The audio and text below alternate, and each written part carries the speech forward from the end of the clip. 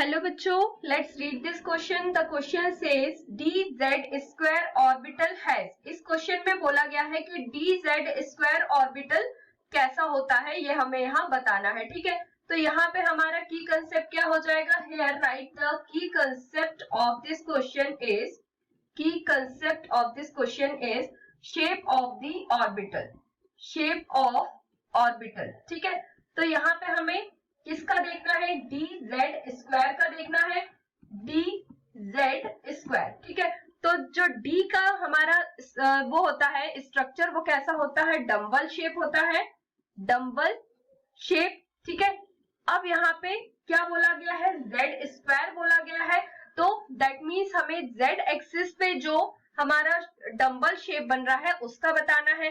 ठीक है, हमें पता है 3 एक्सिस होती हैं। कौन कौन सी होती है? जेड एक्सिस, एक्स एक्सिस और वाई एक्सिस। ठीक है, यहाँ पे हमें किसकी बात की गई है? जेड की बात की गई है। और जब जेड स्क्वायर होता है दैट मीन्स किस पे?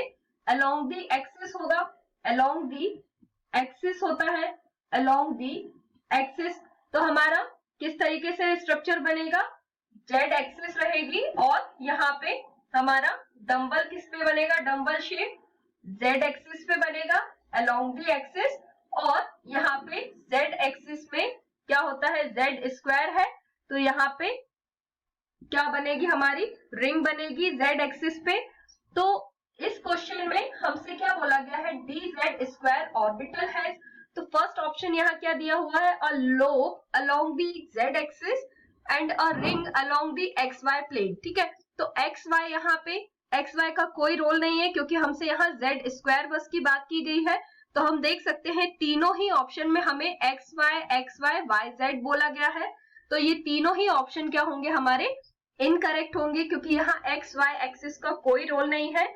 हमने देखा कि यहाँ पे जो हमारा लोब है वो किस पे बन रहा है? सिर्फ जेड एक्सिस पे बन रहा है और जेड स्क्वायर है, इसीलिए एक लोब हमारा जो है जेड एक्सिस पे बनेगा और जो रिंग है वो एक्स एक्सिस पर ही बनेगी। ठीक है, तो हमारा करेक्ट ऑप्शन यहाँ पे क्या हो जाएगा? A lobe and ring along the axis, ring along Z axis. ठीक है, जेड एक्सिस पर ही लोब भी बनेगा और रिंग भी बनेगी। ठीक है, तो हमारा करेक्ट ऑप्शन क्या हो जाएगा? Option number D is correct. तो correct answer is option number D is correct. This is the correct answer. So hope you understood it well. Best of luck.